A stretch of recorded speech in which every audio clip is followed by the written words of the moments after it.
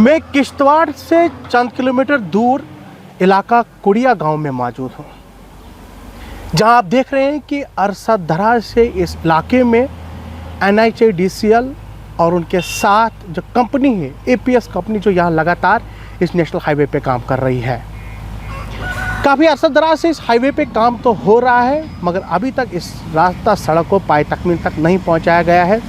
कई बार हमने इस सड़क जो ये नेशनल हाईवे बनते जा रही है, यहाँ से हमने खबरें उठाई कि इनके हमेशा ज़मींदार लोगों से जो है वो लड़ाइयाँ चलती रहती हैं, जिसके चलते आज हम कुड़िया इलाके में पहुँचे हुए हैं। हमारे साथ यहाँ के मकामी लोग हैं, इनसे भी जानने की कोशिश करूँगा कि आखिरकार उन्होंने हमें यहाँ पर क्यों बुलाया है, क्या मसला है, किन वजूहात को लेकर इन्होंने आज मीडिया का सहारा लिया हुआ है। लगातार कुछ सालों से अगर इस रास्ता सड़क पर काम हो रहा है, आखिर क्यों ये लोग जो है हमेशा NHAIDCL के खिलाफ बोलते हुए नज़र आ रहे हैं? इनके क्या कुछ मुतालबात हैं, क्या कुछ बताना चाहेंगे? सर, सबसे पहले अपना नाम बताएंगे, आपका नाम क्या है? फारूक अहमद मलिक। फारूक साहब, आज आपने मीडिया का रुख किया है, मीडिया के पास आप पहुँचे हैं, आखिर क्या वजह आन पड़ी कि आज आपने मीडिया का सहारा लिया हुआ है? देखो सर, मैं 2021-20 से इसके पीछे चल रहा हूँ जी।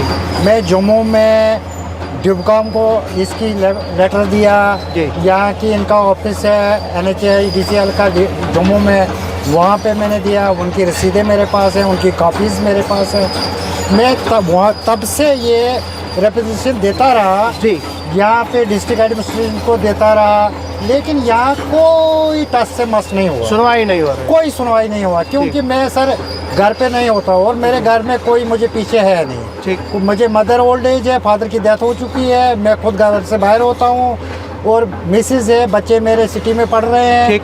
मदर भी वहीं है, तो मुझे घर पे कोई नहीं, मकान मेरा बना हुआ है यहाँ पे ये है। और इनकी मनमर्जी से जहाँ से मर्जी आई वहाँ से मैंने ज़्यादा से ज़्यादा रुख किया DC ऑफिस के लिए या NHAIDCL के पास।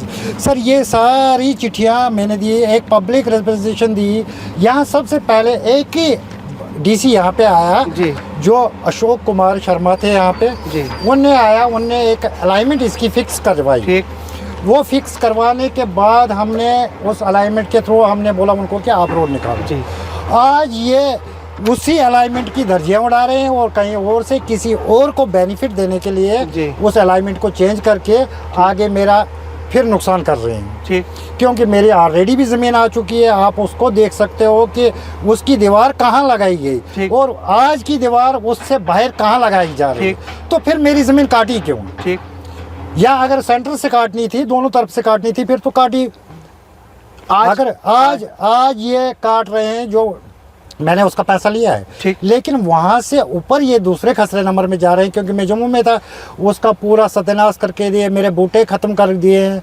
मैंने सेब के बूटे लगाए, जैतून के बूटे लगाए हैं, उसमें आप खुद देख सकते हो कि क्या नुकसानात मेरे हुए। उसकी तार बंधी हुई थी, वो सारे ख़त्म है, उसके साइडों के बूटे बड़े बड़े थे, वो सारे ख़त्म है और खड्डे दिए गए हैं ज़मीन में।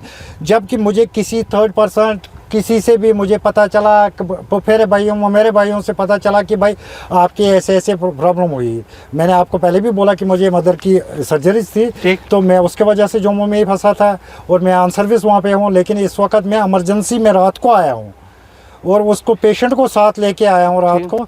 तो जब यहाँ आया तो यहाँ की हालात मैंने इनको नहीं किया मना कि आप रोड मत काटो, लेकिन मैं बोल रहा हूँ जो सर्वे है एक्चुअल जो सर्वे 2023 से हुई है, जो डिबकॉम यहाँ ये DC साहब यहाँ पे थे, उनने सर्वे कराए, उसके बूटे भी तक आप देख सकते हो वो खड़े हुए हैं। ठीक।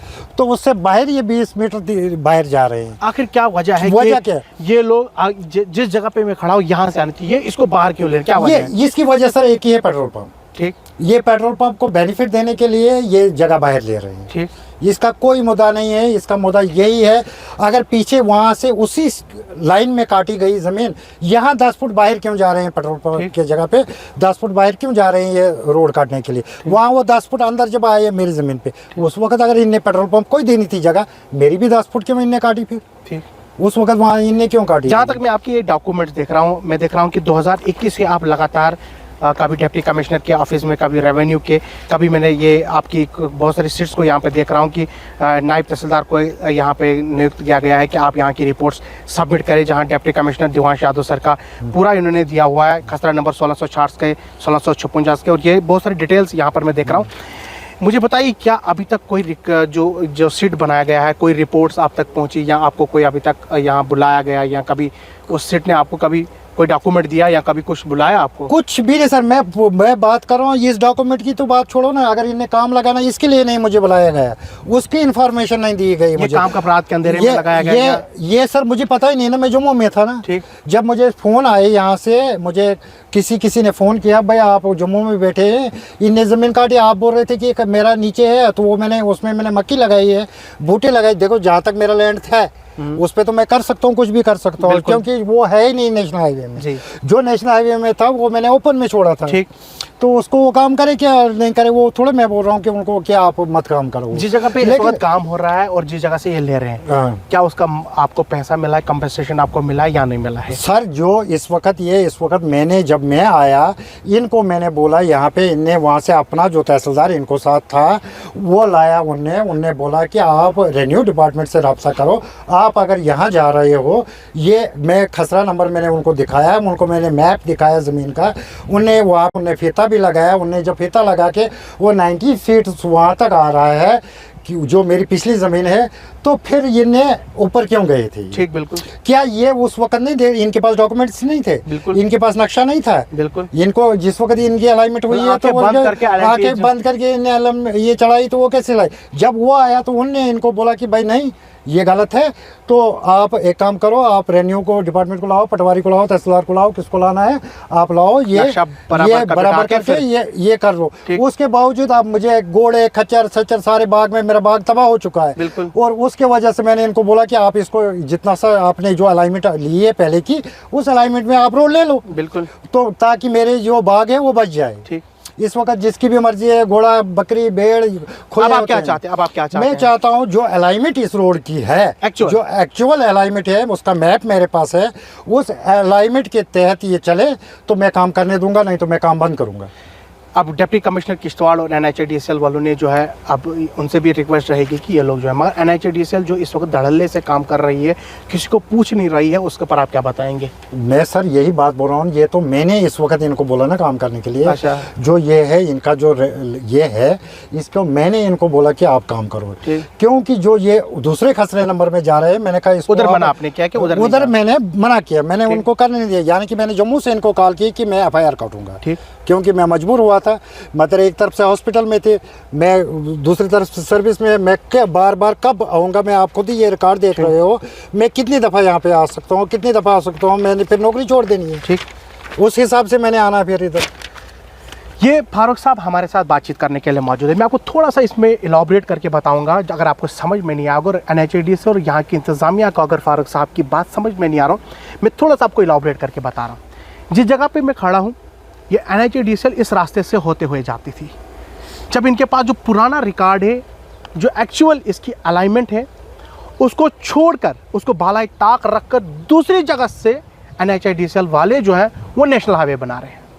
ये फारूक साहब जो हैं वो सर्विस करते हैं और ये इस वक्त जम्मू में तैनात हैं, और रात के अंधेरे में NHADCL वाले यहाँ पर LNT JCB डंपर लेकर आते हैं और इस राब्ता सड़क को बनाने की कोशिश कर रहे हैं। जब इनको पता चला तो ये यहाँ पहुँचते हैं और NHADCL वालों से पूछते हैं कि आखिरकार जो हमारा एक्चुअल अलाइनमेंट है, आप उस पर काम क्यों नहीं कर रहे हैं?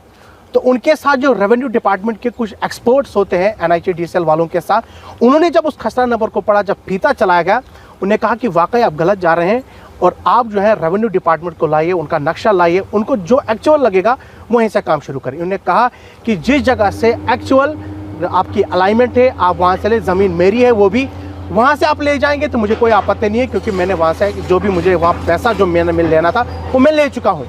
मगर आप यहाँ से आप पीछे देख रहे हैं, जहाँ पर ये सीधा होते हुए जाता है, इनका कहना है कि यहाँ पर एक पेट्रोल पंप बनने को जा रहा है। पेट्रोल पंप वाले का जो ओनर है, उसके साथ में जो NHADCL वाले के ऑफिसर हैं, उनकी मिली भगत से ये 10 फुट जो है वो बाहर जा रहे हैं, जिसकी वजह से इस पूरे राब्ता सड़क की जो है वो अलाइनमेंट चेंज हो रही है।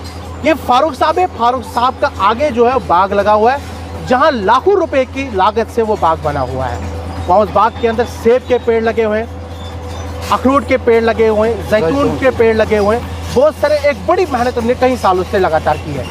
जिस खसरा नंबर के अंदर वो आ रहे हैं, जिस खसरा नंबर से राब्ता सड़क बनानी थी, उससे बाहर आकर उन्होंने अपनी ज़मीन के अंदर वो बाग लगाया था। इनका कहना है कि जिस खसरा नंबर से होते हुए इस राब्ता सड़क को लेना चाहिए था वहाँ से नहीं ले रहे, बल्कि ऐसी जगह से उस राब्ता सड़क को ले रहे हैं जहाँ से हमारा नुकसान लाखों रुपए का हो रहा है। उन्होंने कहा कि जो नुकसान इन्होंने NHIDCL वालों ने किया है वो तो उनको भुगतना पड़ेगा, मगर उसके साथ साथ में जो इस राब्ता सड़क की NHIDCL की अलाइनमेंट है उस पर चले, नहीं तो आने वाले दिनों के अंदर NHIDCL और रेवेन्यू डिपार्टमेंट के लोग अगर इसके साथ इसकी भगत में होंगे उनको फिर हाई कोर्ट में तारीखी देनी पड़ेगी, जिसका नतीजा रेवेन्यू डिपार्टमेंट और NHIDCL के जो मुलाजमीन हैं उनको फिर भुगतना पड़ेगा।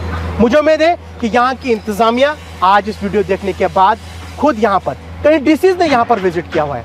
दिवांश सर यहाँ पर डिप्टी कमिश्नर थे, उन्होंने यहाँ पर एक सीट बनाया था जिसमें नायब तहसीलदार को रिपोर्ट सबमिट करनी थी।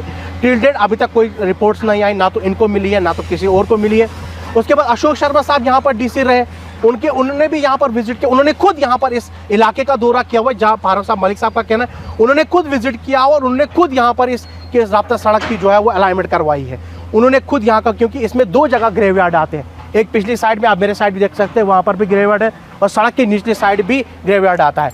इन सबको बचाते हुए इस राब्ता सड़क को एक अच्छी दिशा में लिया गया था, मगर ना तो वो डिप्टी कमिश्नर किश्तवाड़ जो उस वक्त थे ना तो उसकी बात को बाला ताक रखकर अपनी मनमानी से, अपनी मनमर्जी से NHIDCL और रेवेन्यू डिपार्टमेंट के लोग जो भी इसके साथ में मिले हुए हैं वो अपनी मनमर्जी से राब्ता सड़क को बना रहे हैं और लोगों का जो है वो नुकसान कर रहे हैं। ने कहा है कि हम इंतज़ामिया से अपील करते हैं, फारूक साहब मलिक ने इंतज़ामिया से अपील की है कि वो आकर इस जगह का दौरा करें और जो NHIDCL अपनी मनमर्जी से, अपनी जिस तरीके से उनको मन करता है वैसे जैसे भी LNT चलाते हैं और ज़मींदारों का नुकसान कर रहे हैं, हम कतई बर्दाश्त नहीं करेंगे। नहीं तो आने वाले दिनों के अंदर NHIDCL या बाकी लोगों ने इस पर